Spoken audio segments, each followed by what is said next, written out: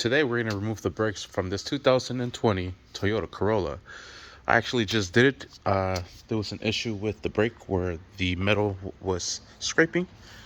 Actually broke off here. I already fixed it, but I figured it's a 2020. Might as well make a video for it. Alright, so I removed the lug nuts and placed the wheel down. And I used a 21mm socket to remove the wheel, the lug nuts. Then I'm going to use a 14mm socket to loosen up the brake caliper itself. But before I do that, what I am going to do is use a flathead screwdriver and just pry it right behind the rotor there, right in the middle, and just move the whole caliper out this way. That way we compress that piston and it releases the brake pads.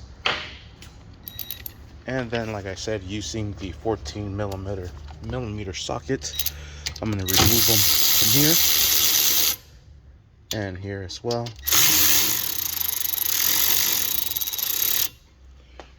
If it spins, you could use a 17mm to hold it right on top.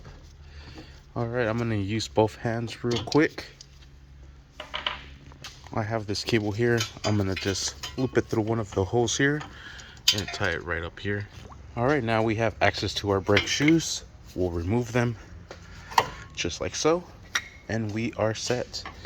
Now we put in the new shoes, or fix the issue if you have the same issue.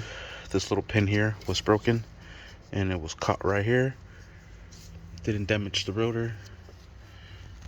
The rotor looks good still. So I'm just using the same brake shoes. And then to put everything back on, you just repeat the whole process in the reverse way. We'll put in the brake caliper, and what I actually did was also remove these caliper pins.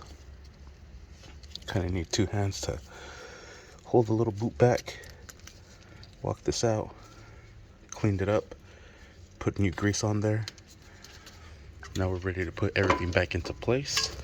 And like I said, now you just repeat the process just backwards, and then when you are done, you just start up the car, pump the brakes. At first it will be loose, but then you'll feel it build up pressure, and that's because this piston is compressed inward inside the caliper.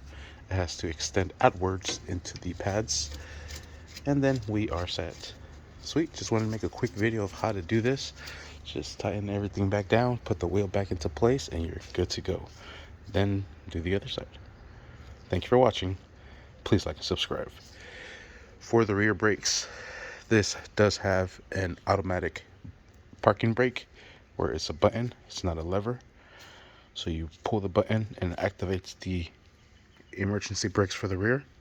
To replace the brakes on the rear, you actually need to take it to a shop, because they need to have the computer connected to it to tell the emergency brake to release the pads. Technology.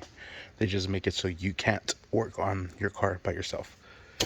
Thank God we are at least able to replace the front ones. Well, at least take them off and fix them. Thank you for watching.